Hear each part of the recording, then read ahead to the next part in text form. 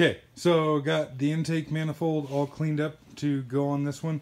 That one there is 03 to 4, and then this one here, the 5 to 7, and you can see again the difference of the little crossover section in the rear. And this one here is actually not that bad as far as like soot and crap from the EGR.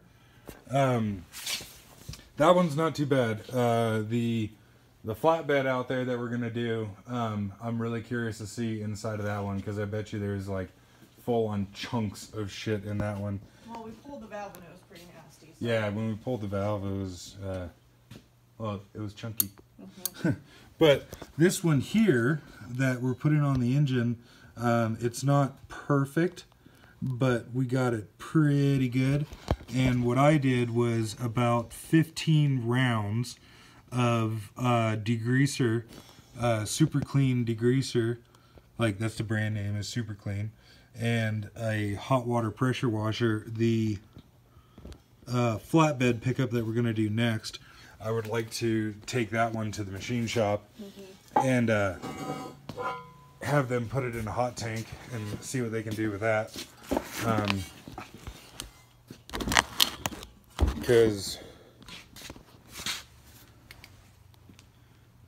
yeah, it's, yeah, you can see there's a little speck of crap left in the corner there. Can you flip that other one over, please? But you can see that this one here we got pretty clean. Not perfect, but pretty clean. We got bolts and such that are gonna go. Oh, can we just tip it over far enough to be able to see in there? Yeah. And that one's not bad. But I think it's pretty freaking hilarious how people, you know, talk about, you know, oh, like, what's the best, you know, K&N filter or whatever that I can put on these things for airflow. And the best thing you can do is actually clean the fucking clean the fucking intake. This one we're putting an EGR delete on, like so. No, we're not. Instead of the EGR cooler. And I guess we'll show that more once we get it on the engine. But these intake manifold gaskets here have to go on a certain way. So you can see they have that little half moon riser, I guess. Yeah, that works. I mean, it doesn't function as a riser for. Well, if you put them on backwards, it functions as a riser. Yeah. And so you can see like the shape of the bolt pattern and everything is symmetrical. So it'll fit that way, and it'll fit, well, whoops. Now I'm getting all fucked up. It'll fit that way, and it'll fit that way. But only one way is correct. So this here is the incorrect way. Oop. You can see that little plastic piece will hold the gasket off of the intake manifold. Well, and because this is the only one that is straight here, where these are. Yeah, so if you look on the other side over here, it would actually work that way, but then the gasket is completely off. And this is the only one that's rough like that. I don't know why they do this, because it's, you know, so easy to get in backwards like that. But so the solution to that is you just take it and you flip it around the other way, like so, and then everything's cool. And it sits flush on the engine and whatnot. Can you take that? And so we'll go plop this on the engine. Oh, and I guess to say, so this is the O-ring that seals the coolant from the front cover into the intake manifold. I don't know why, but there are two colors of these from Ford. There's this like bright ass orange one and a black one. I have no idea why. Are you just excited about the black one there? Carry on. Just, on that note, So yeah, 5 to 7 intake manifold here.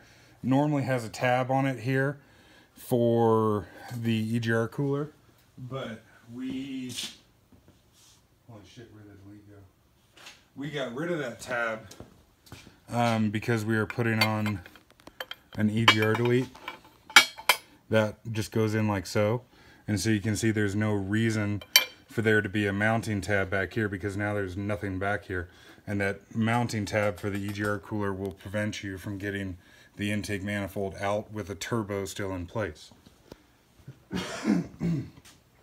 And so this is the intake horn for the 2005 to 7, which is just nothing more than an intake elbow. And of course this is factory parts, and there's all, you know, shitload of different aftermarket ones that you can get.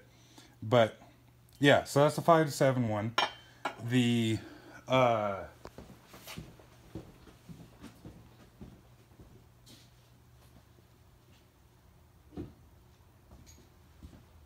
the earlier ones, like this pickup was originally, had what at first glance actually looks like a throttle body.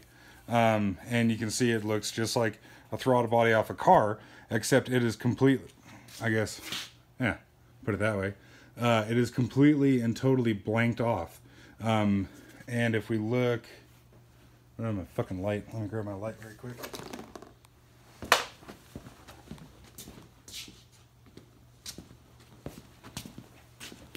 If we look in the connectors are literally totally blank.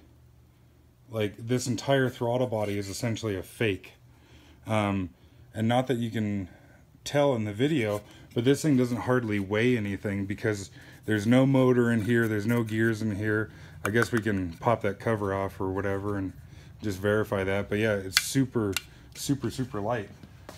And so these were on all of the 03 and 4s, and I've actually never seen one that was a real throttle body until dun, dun, dun. one of the last ones that we got in that, put it on the concrete there, yeah, actually has a fucking throttle body on it. And this one even has the pins inside of it in the connectors. And this one is much, much heavier because I would assume anyways that it actually has a motor and all that kind of stuff in it. Yeah, you can hear the gears and all that kind of stuff. But yeah, just damnedest thing. And so the only reason for, like, literally the only reason for a throttle body on a diesel, well, the only reason a factory engineer for a pickup would put a throttle body on a diesel is to make the EGR work better, to create lower pressure in the intake manifold than there is in the exhaust. Some oil field trucks, or just, you know, like a propane truck or something like that, they'll sometimes have an air shutdown valve on them for if they start to run away. And like the old Detroits have an air shutdown valve, but it's like specifically for that purpose. This was installed just for the purpose of EGR. So yeah, fuck all that nonsense, and we're going to that setup there with the EGR delete. And anything else? If you just wanted to mention about the 05 to 07s having the plastic intercooler. Oh, right. So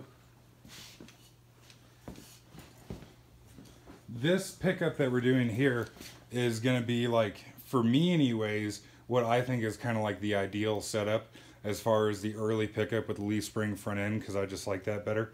Although you would disagree severely on that. But it's funny how... Only because there's trade-offs to everything and I prefer it. No, you're just... It's not because I think it's simpler or... No, you're just weird. Well, that too.